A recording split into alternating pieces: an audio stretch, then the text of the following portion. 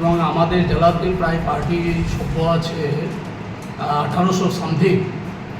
তারা সকলেই আমরা আনন্দিত এবং গর্বিত এই কারণে যে তার পিতা উমেশ প্রসাদ সামান্য হচ্ছে তাকে আমরা ওয়েস দিই সর্বক্ষণের করি যে এই ছেলে তার যে উচ্চশিক্ষা সে ইচ্ছা প্রকাশ করেছে এবং আমরাও ইচ্ছা প্রকাশ করছি যে এ ভবিষ্যতে ডাক্তারি নিয়ে পড়াশোনা করবে এবং সে ভালো একজন ডাক্তার হবে আমরা আশা করছি এবং গরিব লোকের সেবার শুশ্রূষা করবে।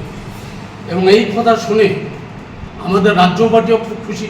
আমাদের পার্টির সর্বক্ষণের কর্মী যার নুনান্তে পান্তা ফুরায় অল্প আমরা ওয়েজ দিই খুবই আনন্দিত। এবং আমাদের যে রাজ্যের যে রাজ্য সম্পাদক মোহাম্মদ সালিম উনি ওইখান থেকে আমাদের এই জেলা দপ্তরে ফোন করে বলেছেন যে তার উচ্চশিক্ষা নেওয়ার ক্ষেত্রে সে যদি ডাক্তারি নিয়ে পড়াশোনা যদি করে এবং উচ্চশিক্ষা গ্রহণ করার ক্ষেত্রে যাবতীয় খরচা আমরা আমাদের পার্টি এবং রাজ্য পার্টি আমরা একটা বহন করব। সিপিএম পার্টির থেকে রাজ্য পার্টির থেকে তোমার পড়াশোনার দায়িত্ব নিল, কতটা সুবিধা হবে বা কীভাবে দেখছো বিষয়টা?